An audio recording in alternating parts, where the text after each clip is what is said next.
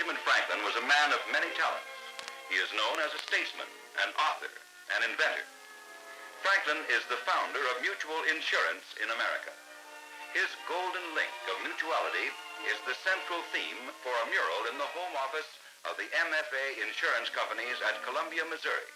A mural depicting the history of insurance.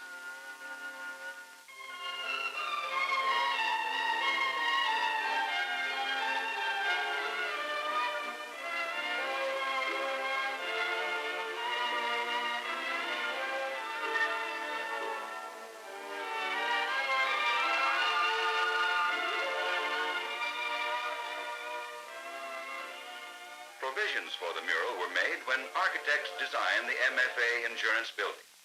They left 3 recessed panels on one wall of the dining room to be decorated as company officials saw fit. One suggestion was photo murals of Missouri landscapes. Another was a painting to tell the story of insurance from earliest records to modern times. Sidney Larson was commissioned to start work on such a painting. Larson, who is on the art faculty of Christian College in Columbia, began his research by gathering materials from public and private libraries, from encyclopedias, from insurance companies themselves. As he read, ideas and images began to form in his mind. Images based on events out of the past, vital to the development of insurance.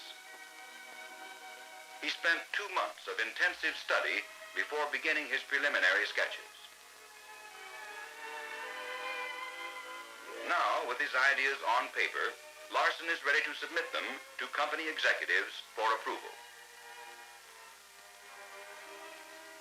Discussing the project with W.L. Redmond, Director of Personnel, and J.M. Silvey, President of MFA Insurance Companies, Larson presents his ideas in the exact proportions of the finished mural.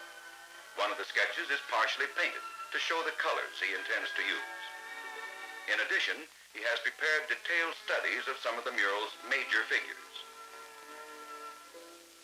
The artist illustrates the basic design of the mural, and the project is approved. In the Christian College Art Workshop, Larson begins the next step. Using the small sketches as a guide, he charcoals a full-sized paper cartoon of each panel.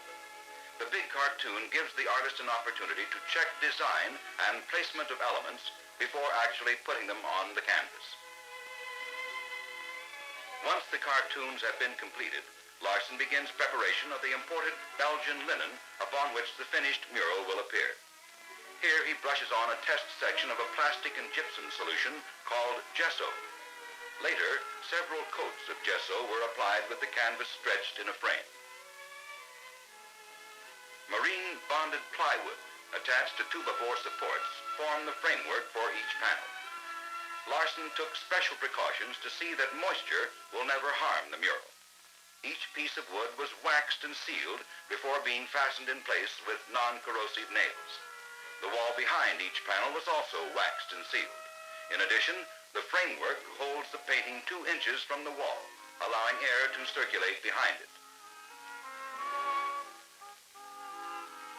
After the panels were treated with a heavy paste of white lead, Venice turpentine, and varnish, the canvas was unrolled against the paste and smoothed with the rubber roller. Larson transfers the cartoon drawings to the mural's 3 panels, which measure 6 feet high and 64 feet in overall length. Nearly all of the transfer is done freehand, since it allows greater freedom for final corrections made necessary by changes in viewing angle. Now that the charcoal outline has been finished, Larson is ready to apply color to the mural. He blends the pigment, oil with methacrylate, to get the hue of the sky on a sunny day, and the first color is ready to brighten the canvas. The first color on a canvas gives the same thrill to an artist as the kickoff does to a football player. Larson later admitted he was scared as the first brushfuls of paint went into place. With these first strokes, Larson begins the story of insurance, in which he depicts many characters, many events. Let's follow the story down the mural's 3 panels as he paints.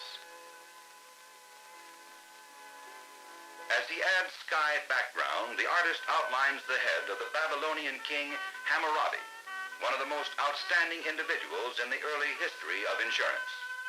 Like insurance today, the insurance of Hammurabi's time was based on need for protection. About 2,500 years BC, rich merchants protected themselves by requiring their traveling salesmen to post everything they owned, their home and possessions, even their wives and children, as security for the expensive goods they carried. But often, roving bandits stole the wares, or they were lost through no fault of the salesman. Since he had posted his home, possessions, and family as security, the salesman was left penniless, while his loved ones were sold into slavery.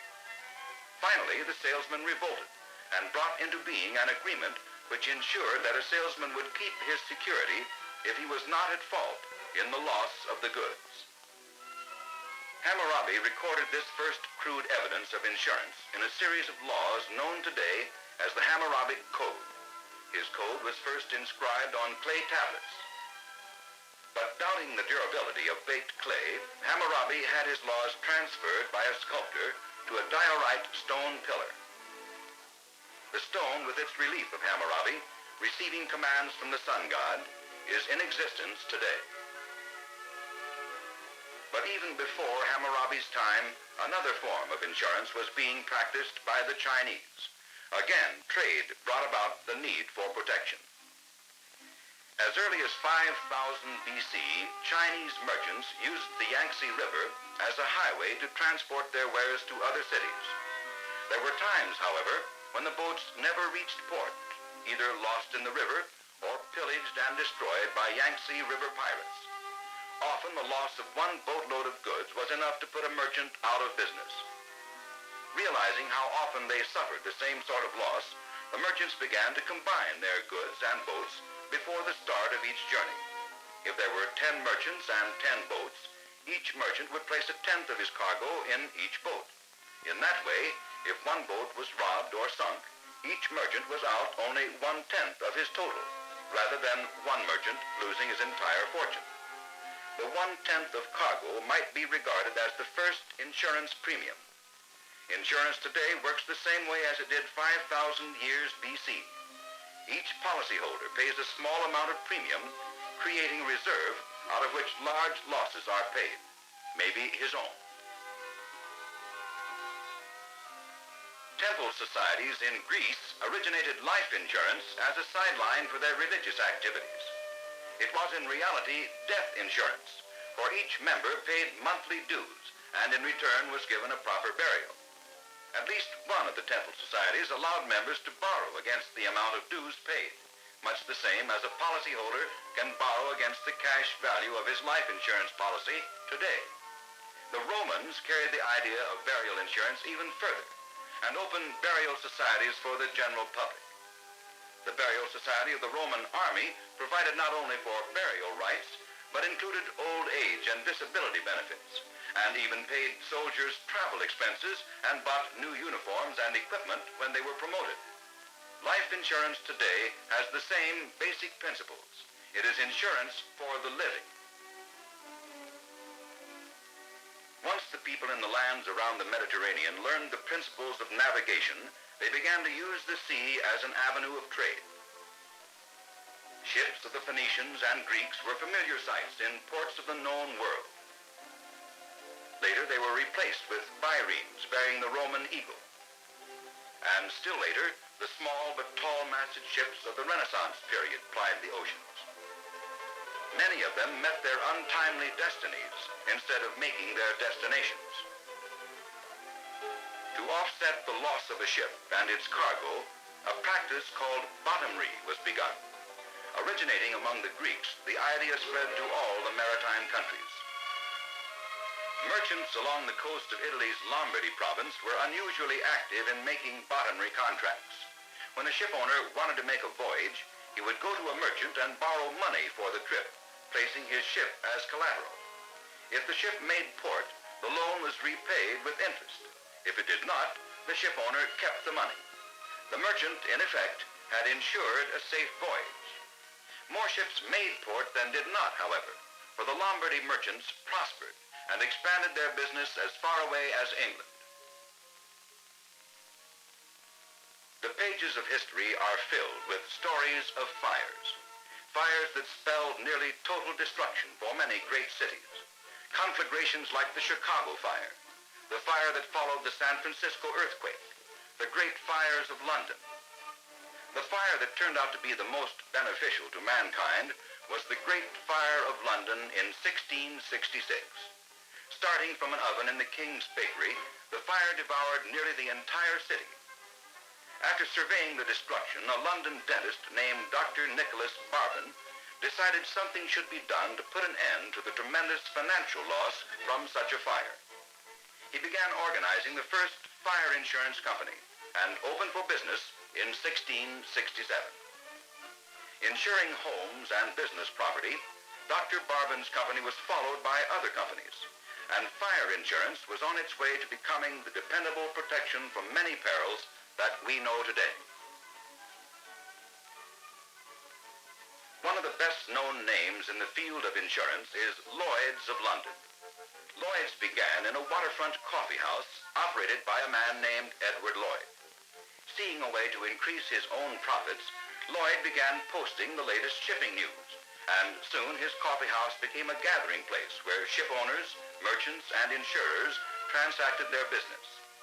By 1696, Lloyd's was the largest center of marine insurance in the world, and the coffee house had moved from the waterfront into the heart of London's financial district.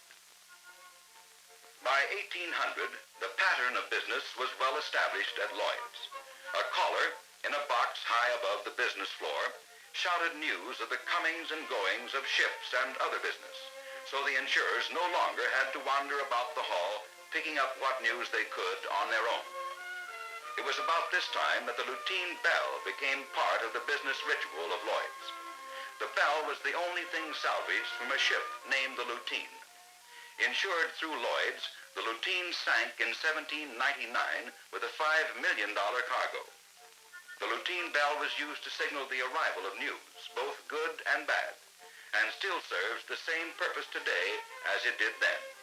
2 rings means good news, 1 ring means disaster.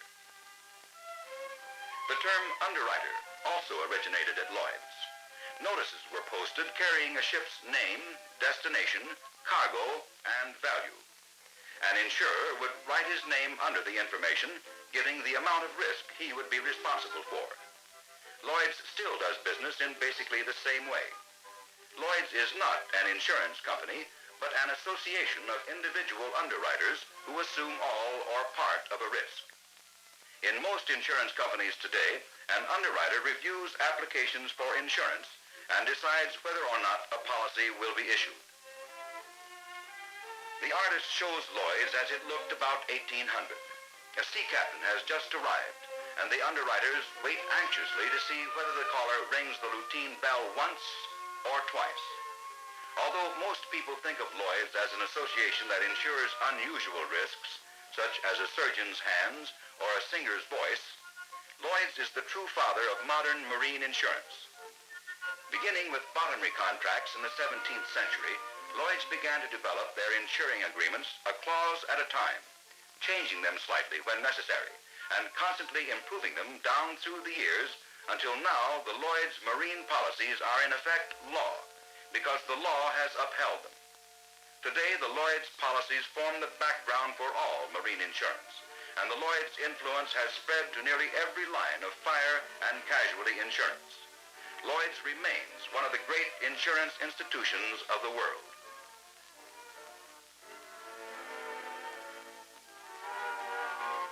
The finished first panel portrays the development of insurance from its first mention until the beginning of the Industrial Revolution, a period of nearly 7,000 years.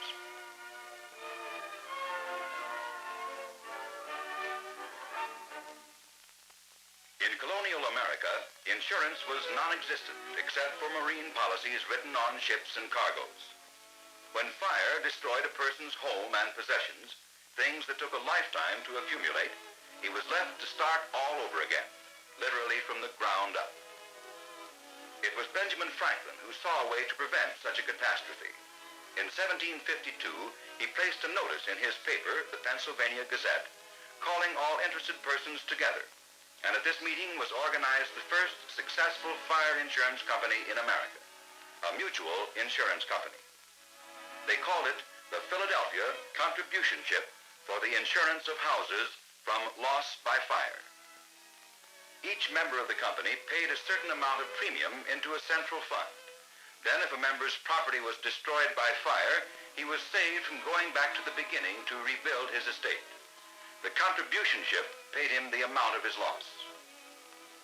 The principles upon which Franklin's company was founded were good ones, for it is still in existence today, giving service to its policyholders.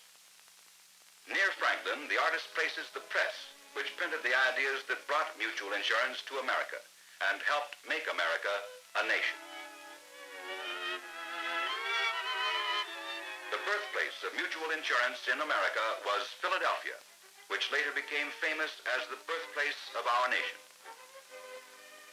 In 1730, it was a city of 700 homes with no insurance and very little fire protection.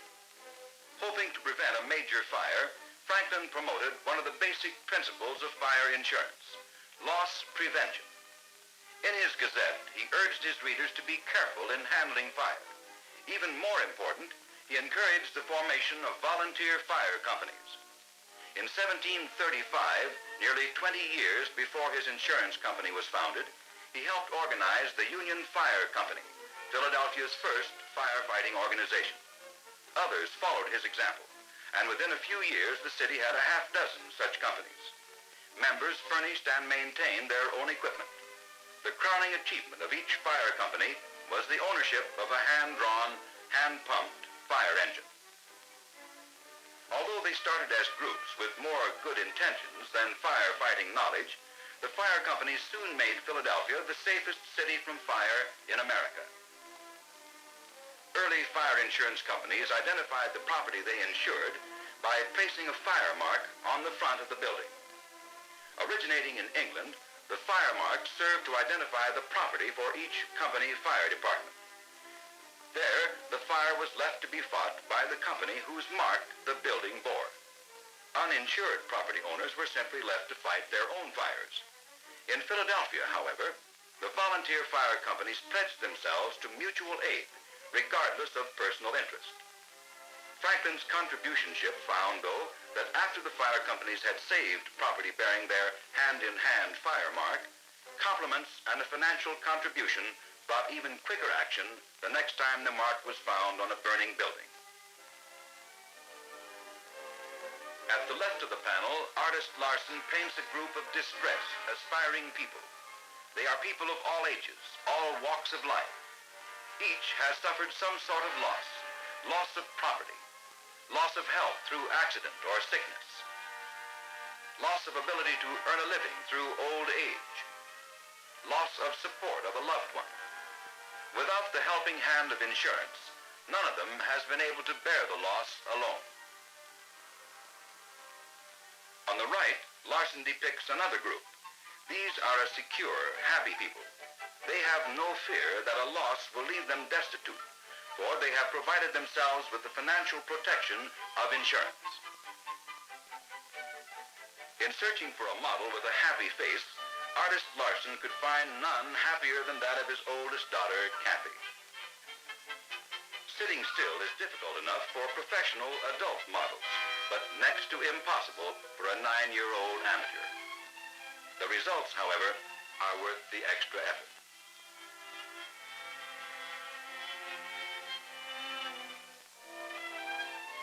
Modeling fees for members of one's own household are considerably below the usual scale.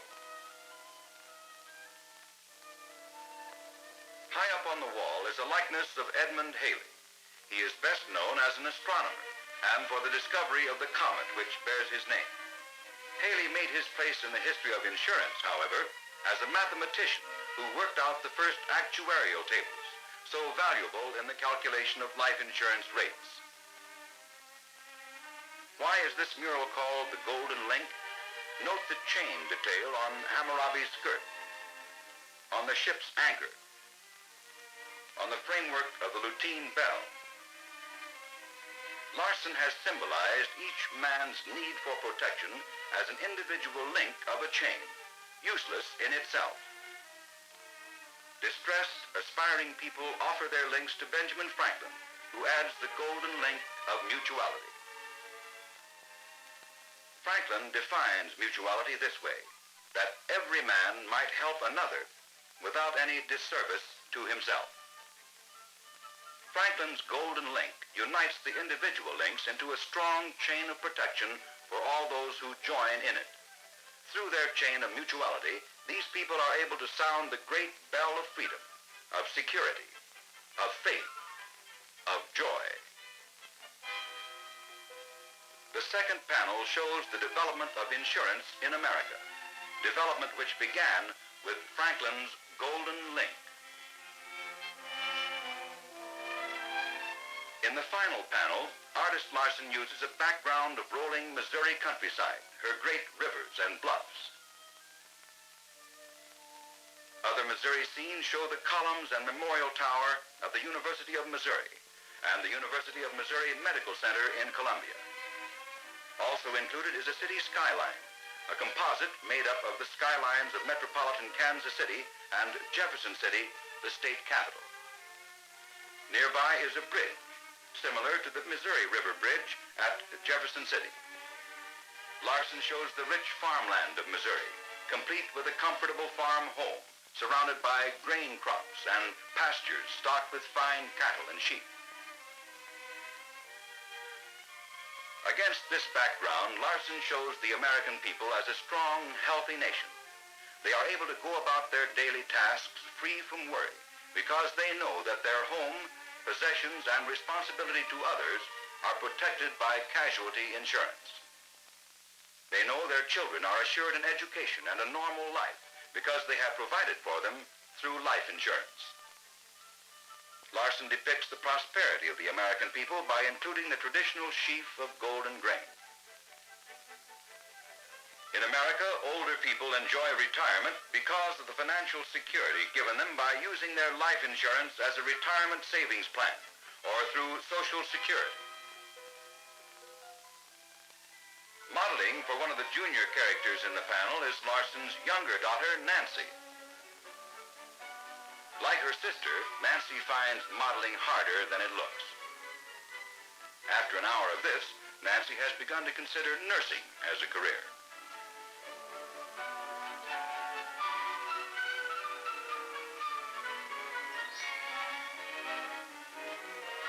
Larson has also incorporated some of the indirect benefits of insurance into the scene. Insurance companies entrusted with their policyholders' premium have invested this money in industry that provides employment and income for an ever-increasing standard of living. These investments help make possible America's vast transportation system, and when units of it are put to use, they are protected by the very companies responsible for their being. Through tax payments and other forms of support, insurance companies have contributed much to the growth of education and have aided civic progress. Who knows, perhaps through education, children playing today with golden strands of wheat will become the Franklins of their own time and produce the golden link that will bring mutuality to the entire world. Present-day America, a happy people, vigorous and secure, living in a homeland overflowing with material and spiritual wealth, a people enjoying the protection and benefits of many forms of insurance. The moment every artist waits for, the final brushstrokes, the signing of the finished work.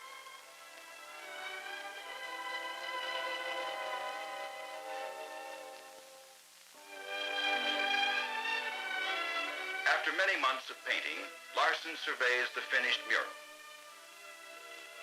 The three panels now show the history of insurance, events and characters out of the ancient past. Its beginning in America. America today, financially secure through insurance.